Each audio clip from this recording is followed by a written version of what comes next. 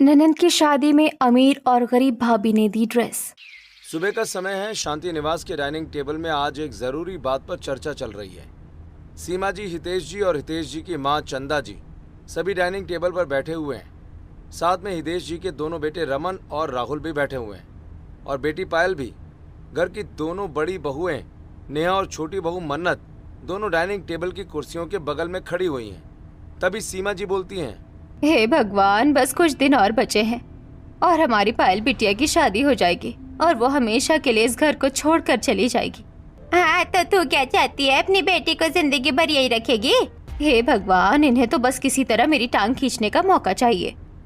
पर माँ, अभी मेरी ड्रेस का क्या हुआ? कुछ समझ नहीं आ रहा। हल्दी होगी, मेहंदी होगी, इतने फंक्शंस होंगे, इन सब के ड्रेस कब बनेंगे? अरे चिंता मत करो, सब कुछ हो जाएगा। बस तुम अपने ऊपर ध्यान दो, तुम्हारी शादी है।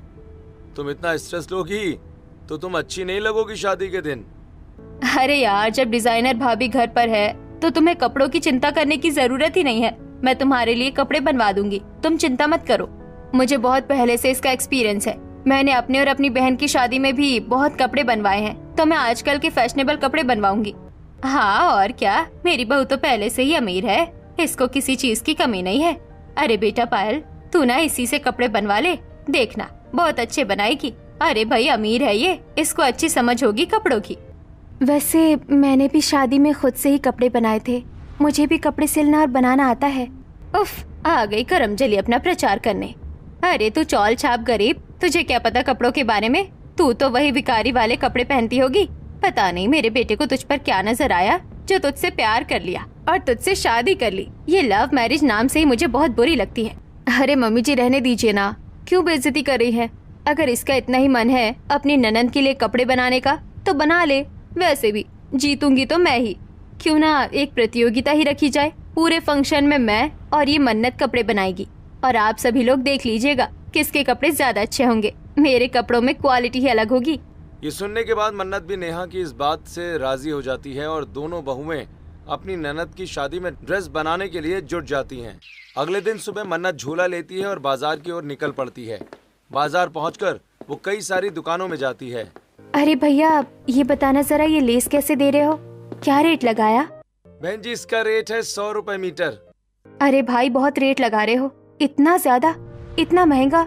इतने में तो मैं 2-3 मीटर ले लूं। मन्नत उस दुकान वाले से अच्छे से मोल भाव करती है और फिर उसके बाद अपनी मन पसंदीदा लेस लेती है। तभी वो आगे बढ़ती है और दूसरी दुकान में जाकर बाकी चीजें लेती है।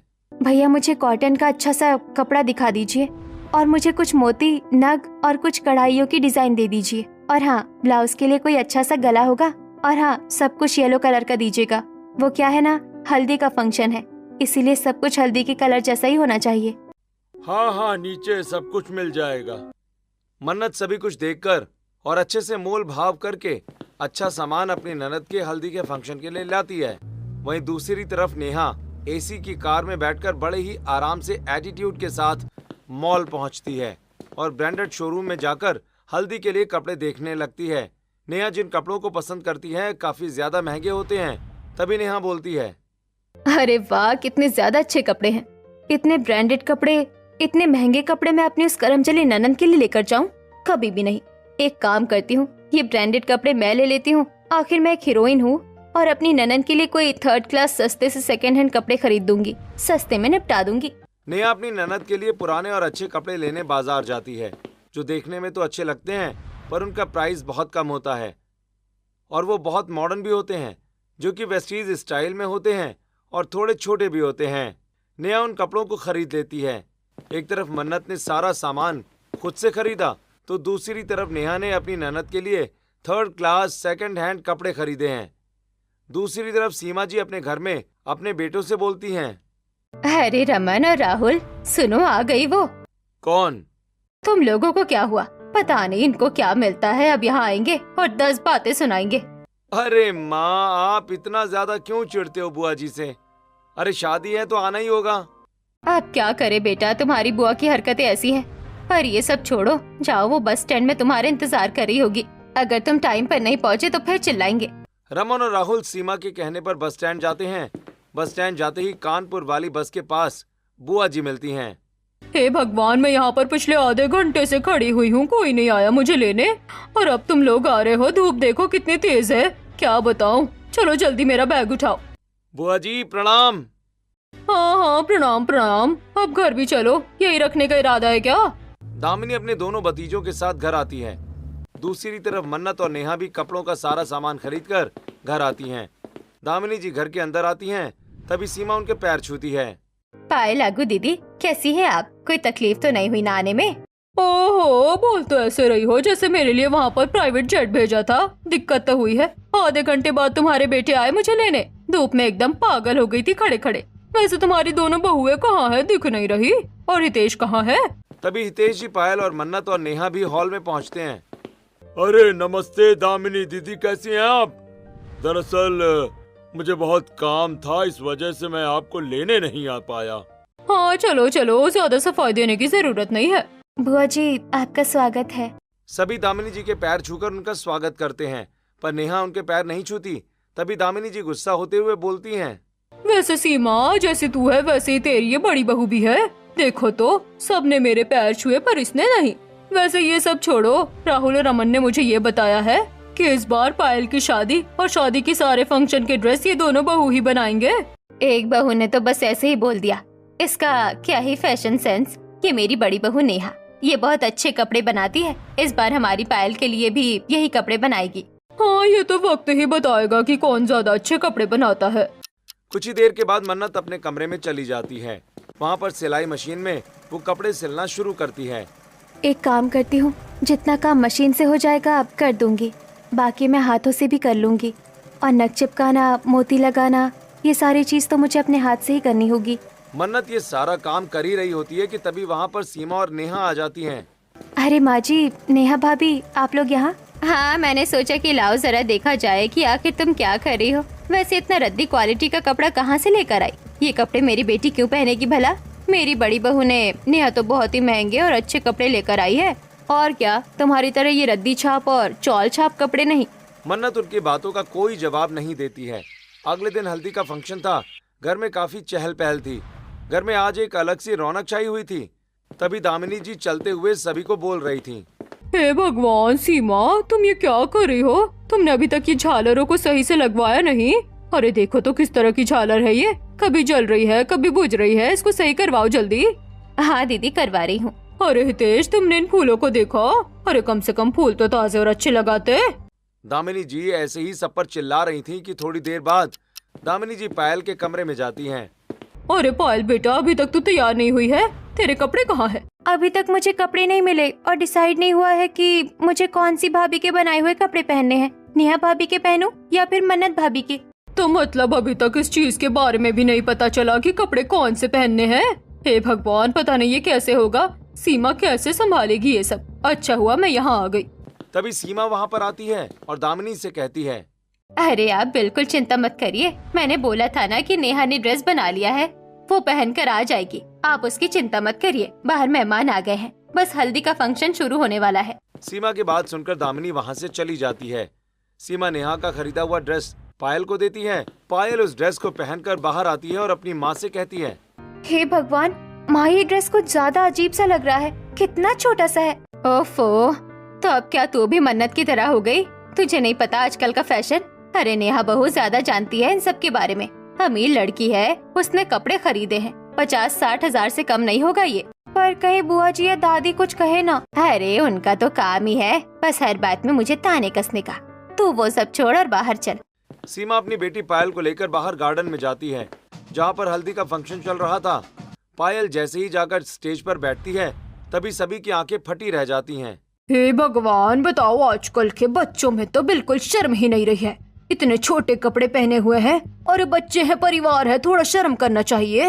अब जब बड़े मना ही नहीं करेंगे तो बच्चे तो ऐसा करेंगे ही। मुझे नहीं लगता कि इनके घर में कोई ऐसा होगा जो इनके ऊपर रोक टोक करता होगा। तभी तो देखो लड़की ऐसी अपनी मनमानियाँ करती है।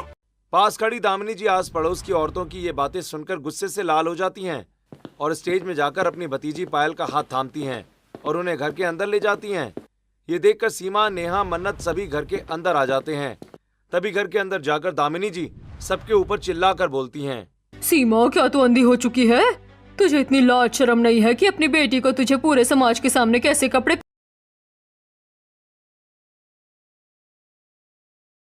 पहनाना चाहिए? इतने छोटे कपड़े? अरे दीदी, ये तो आजकल का फैशन है। बस बहुत हुआ, तुम ये फैशन का नाम मेरे सामने मत लेना। अरे फैशन के नाम पर क्या इतने छोटे कपड़े पहनेगी ये? मुझे समझ नहीं आ रहा, तुम्हें शर्म नहीं आती पूरे समाज के सामने अपनी बेटी को इस तरीके के कपड़े पहनाने में? और तुम नेहा बहू, दिमाग तुम्हारा सही है? अरे तुम होगी अपनी सास की तरह बोल्ड और फैशनेबल, पर मेरी भतीजी को तुम अपने जैसा मत बनाना। मेरे पास एक तरीका है बुआ जी, मैंने भी एक ड्रेस बनाई थी।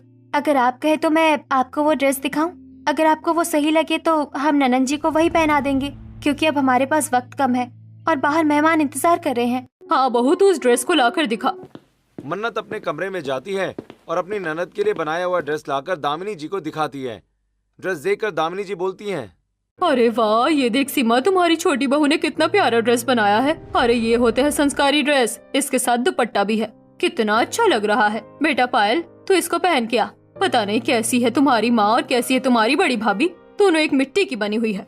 दामिनी जी वहाँ से चली जाती हैं और पायल ड्रेस बदलने चली जाती है। मन्नत, तू ये मत सोच लेना कि तू इस बार जीत गई है। वो तो बुआ जी की सोच थोड़ी अलग है और इनको संस्कारी चीज पसंद है। अगर मुझे ये चीज पता होती तो मैं तुमसे ज्यादा अच्छे कपड़े लाती। अरे छोड़ नेहा बहू, इस कलमुही के मुंह मत लग। बस मजबूरी है, इस वजह से इसका ड्रेस यूज कर रहे हैं, वरना क्या औकात है तेरे इस 2 रुपए की ड्रेस की। सीमा और नेहा वहाँ से चली जाती हैं। मन्नत शांत रहती है और किसी की भी बात का बुरा मानकर उन्हें उल्टा जवाब नहीं देती है। पायल तैयार होकर बाहर आती है। मन्नत पायल को लेकर बाहर आती है और उसे स्टेज में ले जाकर बैठा देती है। पायल दोबारा आती है तो अब पड़ोस के लोग और मेहमान काफी खुश होते हैं। इस बार उसका ड्रेस बहुत अच्छा लग रहा था, जो कि एक सिंपल सोबर सा था, जिसमें पायल की सादगी साफ झलक रही थी। सभी बारी बारी पायल को हल्दी लगाते हैं और हल्दी की रस्म पूरी होती है। चलो भगवान का शुक्र है कि हल्दी की रस्म पूरी हो गई।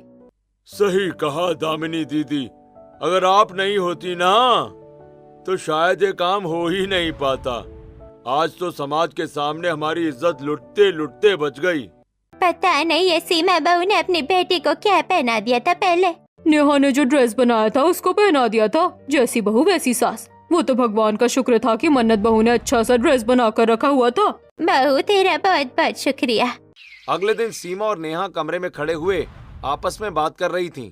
देख बहू, इस बात का ध्यान रखना कि बुआ जी थोड़ा पुराने ख्याल की हैं, इसीलिए इस बार मेहंदी के कपड़े थोड़ा फुल बनाना, मतलब कि ज्यादा छोटे ना हो, जैसे तुमने हल्दी में बनाए थे। हाँ ठीक है, मैं समझ गई।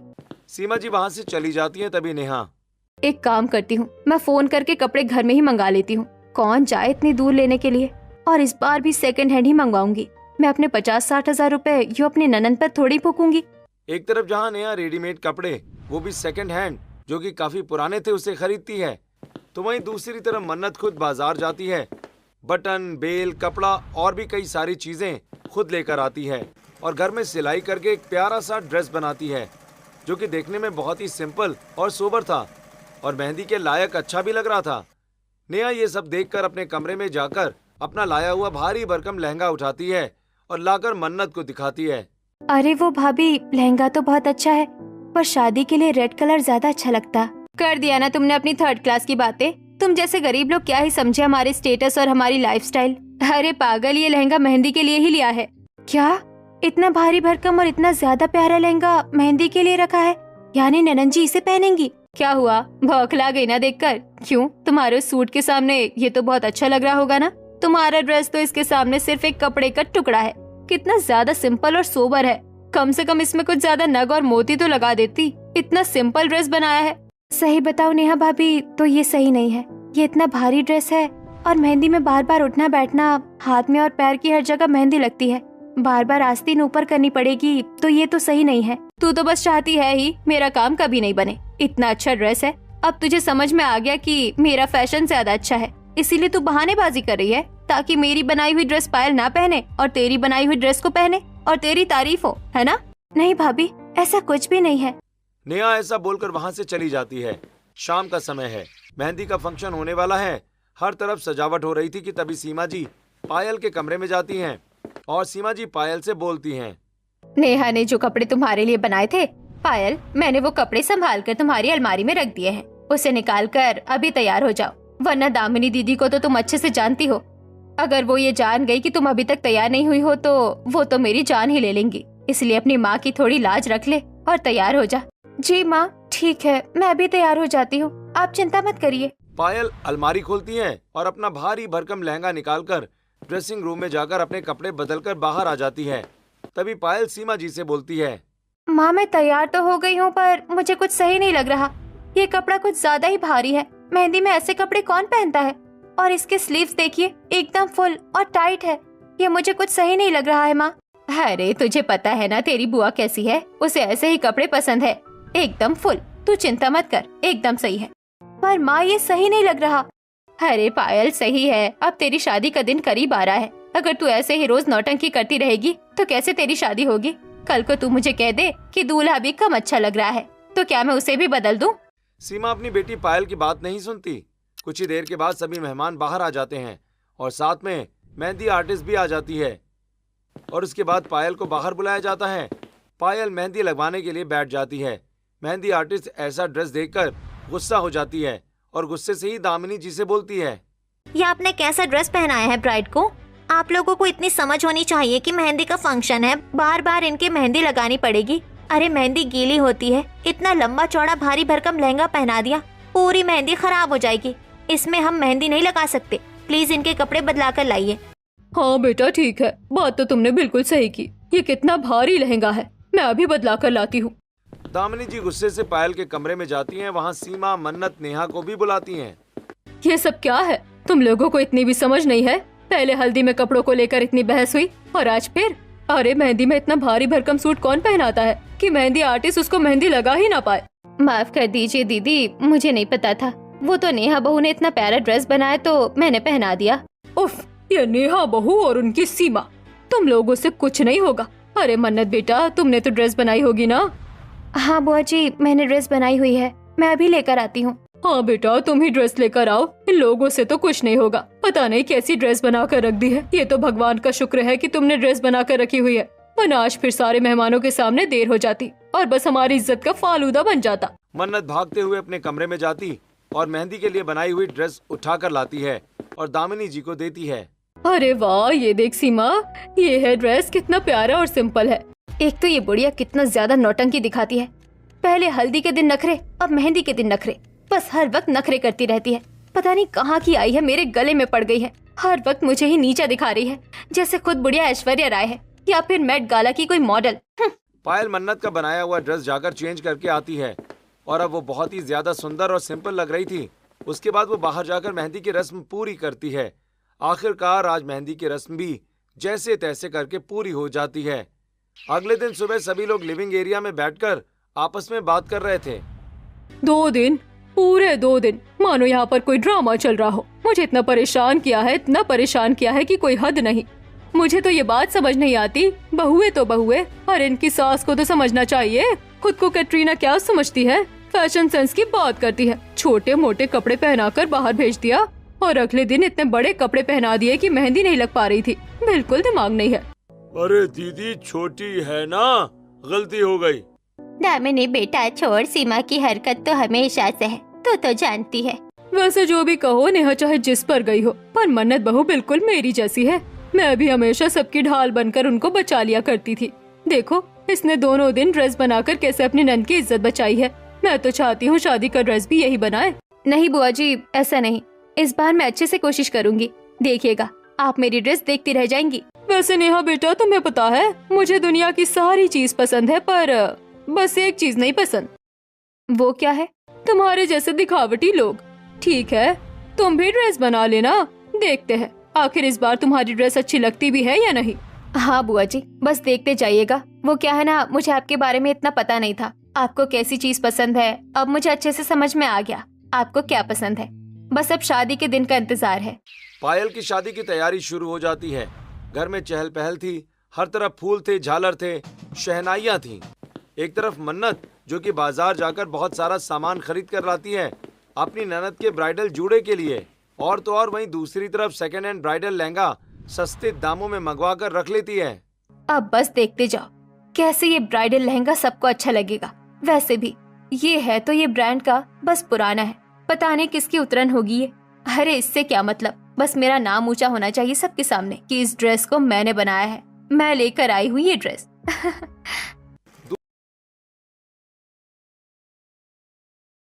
दूसरी तरफ मन्नत अपने कमरे में बैठकर सिलाई मशीन को चलाते हुए पूरी ड्रेस सिल रही होती है।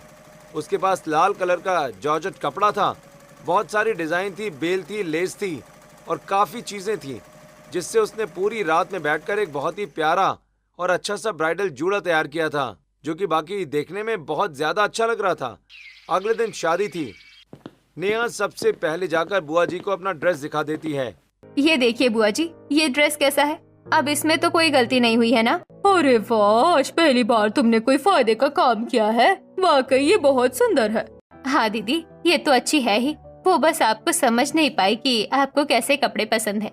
अब क्या करेगी तू मन्नत, देख ले मेरा ये ड्रेस कितना अच्छा है। बुआ जी ने भी ये फाइनल कर दिया। पायल उस भारी भरकम और बहुत ही सुंदर दिखने वाले लहंगे को पहनती है, जिसमें वो सच में एक परी जैसी लग रही थी। घर के सभी सदस्य मैरिज हॉल जाते हैं क्योंकि वहां पर बारात आने वाली थी। पायल मैरिज हॉल के कमरे में जाकर बैठ जाती है और घर के बाकी सदस्य हितेश जी, चंदा जी, दामिनी जी और बाकी सभी लोग बाहर थे, जो कि बारात का स्वागत कर रहे थे। अरे आइए आइए, आप सभी का स्वागत है। अरे मन्नत, जल्दी से सबके लिए नाश्ते के डिब्बे लेकर आ। पूरी मैरिज हॉल में बहुत भीड़ थी और एक अलग सी रौनक छाई हुई थी। सीमा अपने दामाद की नाक खींचती है और आरती उतारकर उसका स्वागत करती है। पायल के ससुराल से उसकी सास, उसके ससुर, उनकी 2 ननद और कुछ बच्चे भी आए थे। साथ में काफी रिश्तेदार भी आए हुए थे। तभी पायल की बड़ी ननद गोपी कुछ अनकंफर्टेबल फील करती है, इसीलिए वो सीमा जी से बोलती है, अरे आंटी जी, जरा एक बात सुनिए। हाँ बेटा, बताओ क्या हुआ? वो दरअसल मुझे थोड़ा अनकंफर्टेबल फील हो रहा था, काफी लंबा सफर था। क्या मैं वॉशरूम यूज कर सकती हूँ? कहाँ पर है वॉशरूम? बेटा, कुछ वॉशरूम तो यहाँ नीचे है, पर शायद उसमें भीड़ है। तुम एक काम करो, मेरे साथ ऊपर चलो। वैसे भी हम घर के सभी लोग ऊपर जा रहे हैं, क्योंकि अभी पायल को भी नीचे लेकर आना था, तो साथ में तुम भी चलो, वहाँ पर साफ वॉशरूम है, यूज कर लेना। गोपी सीमा के साथ पायल के कमरे का वॉशरूम यूज करने के लिए चली जाती है। दूसरी तरफ से चंदा जी, हितेश जी, मन्नत, नेहा और सीमा जी सभी ऊपर आने वाले होते हैं। गोपी कुछ देर के बाद वॉशरूम यूज करके जैसे ही बाहर आती है तो देखती है कि एक लड़की पीठ करके बैठी हुई है। तभी गोपी का ध्यान उसके ब्राइडल जोड़े पर जाता है। अरे वाह, ये कौन है? इतना प्यारा ड्रेस पहना हुआ है, ऐसा क्यों लग रहा है जैसे मैंने ये ड्रेस कहीं पर देखी है। गोपी काफी देर तक अपने दिमाग में जोर डालती है, तभी उसे याद आता है, अरे हाँ, ये तो हमारी कंपनी का ही ड्रेस है। ये तो कब का खत्म हो गया, इसका तो फैशन भी चला गया। तभी गोपी पायल के कमरे के बाहर जाने वाली होती है कि तभी वहाँ पर सीमा जाकर पायल का नाम पुकार देती है। अरे पायल बेटी, चल, सभी नीचे तेरा इंतजार कर रहे हैं। क्या पायल? गोपी पीछे मुड़कर देखती है तो वो पायल थी, जो कि इस जोड़े में बैठे हुई थी। तभी पायल हैरान होकर हड़बड़ाते हुए बोलती है, आंटी जी, आपने अपनी बेटी को क्या पहनाया है? अरे बेटा, शादी के कपड़े हैं और क्या। इतनी देर में घर के बाकी सदस्य भी आ जाते हैं। अरे सीमा, इतनी देर क्यों हो रही है बेटी को लाने में? नीचे सब इंतजार कर रहे हैं। रुकिए बुआ जी, अभी पायल नीचे नहीं आ सकती। क्यों, क्या हो गया बेटा, कोई दिक्कत? सीमा, तुझे कुछ बोला क्या? देखिए आप सभी लोग सुनिए ध्यान से, पायल नीचे इन कपड़ों में नहीं जा सकती। अरे बेटा, ज्यादा वक्त नहीं है हमारे पास, क्या कह रही है तू? दादी, मैं जो कह रही हूँ वो सही कह रही हूँ। अब मुझे नहीं पता आप लोगों ने ये कपड़े कहाँ से लिए हैं, पर हमारी खुद की एक ब्रांडेड शॉप, वहाँ पर ऐसा ही सेम जोड़ा 2.5-3 साल पहले बिका था, जो कि मैंने ऑर्डर देके बनवाया था। ऐसे कपड़े सिर्फ हमारे ही शॉप पे बनते हैं, और ये वही 3 साल पुराना ड्रेस है, और इस ड्रेस के बारे में हमारी पूरी फैमिली को पता है। पर ये कपड़े तो नेहा बहू ने अपनी पसंद से बनवाए हैं। देखिए, मुझे बोलने में बिल्कुल अच्छा नहीं लग रहा, पर हाँ, हो सकता है आपकी बहू ने आपसे झूठ बोला है, पर हाँ, ये कपड़ा हमारा ही है। मैं आपको फोटो भी दिखा सकती हूँ, और ये अगर नीचे गई ना तो सब ये देखने के बाद गुस्सा हो जाएंगे, और आप लोगों की इज्जत भी चली जाएगी कि आपने अपनी इकलौती बेटी को 2-2.5 साल पुराना शादी का जोड़ा पहनाया है। तभी गोपी जल्दी से अपने फोन की गैलरी खोलती है और सभी को सेम वैसा ही जोड़ा दिखाती है जैसा पायल ने पहना हुआ था। ये देखने के बाद दामिनी, चंदा जी और सीमा सभी गुस्सा होती हैं और नेहा को चिल्लाकर बोलती हैं, मुझे तो पहले से ही लग रहा था कि आखिर नेहा का सामान कभी सही कैसे हो सकता है। मुझे पहले ही समझ लेना चाहिए था कि ये लड़की कभी बाज नहीं आने वाली। आखिर गई तो अपनी सास पर ही है। मुझे माफ कर दीजिए, मुझे नहीं पता था कि ऐसा सब हो जाएगा। मैंने तो ये कपड़े सेकंड हैंड खरीदे, वो भी बहुत सस्ते में। अगर मुझे पता होता कि पायल के ससुराल वाले इसी कपड़े को बनाते हैं तो मैं कभी नहीं खरीदती। देखिए, ये जो सब कुछ हो गया उसे हम बाद में देखेंगे, पर अभी ये बताइए कि पायल को हम क्या पहनाएं? वक्त बहुत कम है, मुहूर्त निकला जा रहा है, नीचे पंडित जी मंत्र पढ़ रहे हैं। आप सभी लोग चिंता मत करिए, मैंने ऑलरेडी एक जोड़ा बनाकर रखा है। हे भगवान, आज तुमने मेरी इज्जत बचा ली। आज मन्नत, तूने मेरी इज्जत बचा ली। तेरा बहुत बहुत शुक्रिया। मैंने तुझे हमेशा गलत समझा और आज तू मेरे काम आ गई। आज तूने हमारे घर की इज्जत बचा लिया। मन्नत, तू ही सही थी, मैं ही पागल थी जो नेहा के पीछे और नेहा के पैसों के पीछे पागल थी। अरे ये तो मेरी बेटी को उतरन पहना रही थी। और क्या, मन्नत बहू तो हमेशा सब कुछ। आप सभी लोग चिंता मत करिए, मैंने ऑलरेडी एक जोड़ा बनाकर रखा है। हे भगवान, आज तुमने मेरी इज्जत बचा ली। आज मन्नत, तूने मेरी इज्जत बचा ली। तेरा बहुत बहुत शुक्रिया। मैंने तुझे हमेशा गलत समझा और आज तू मेरे काम आ गई। आज तूने हमारे घर की इज्जत बचा लिया। मन्नत, तू ही सही थी, मैं ही पागल थी जो नेहा के पीछे और नेहा के पैसों के पीछे पागल थी। अरे ये तो मेरी बेटी को उतरन पहना रही थी। और क्या, मन्नत बहू तो हमेशा सब कुछ सही करती है। मन्नत फोन करके अपने पति से जल्दी घर में रखा हुआ जोड़ा मंगाती है और पायल तैयार हो जाती है। सच में उस जोड़े में आज पायल एकदम परी जैसी लग रही थी। वाह मन्नत भाभी, ये ड्रेस आपने बहुत अच्छा बनाया है। आज आपने मेरी जिंदगी बचा ली। मेरी जिंदगी का इतना इम्पोर्टेंट दिन उसको खराब होने से बचा लिया। अपनों के बीच कोई थैंक यू, कोई सॉरी नहीं होता। सभी घरवाले पायल को नीचे लेकर जाते हैं। सबसे पहले वरमाला होती है, फिर फेरे होते हैं, मंगलसूत्र और सिंदूर दान होता है। ऐसे करके पायल की शादी हो जाती है और पायल की विदाई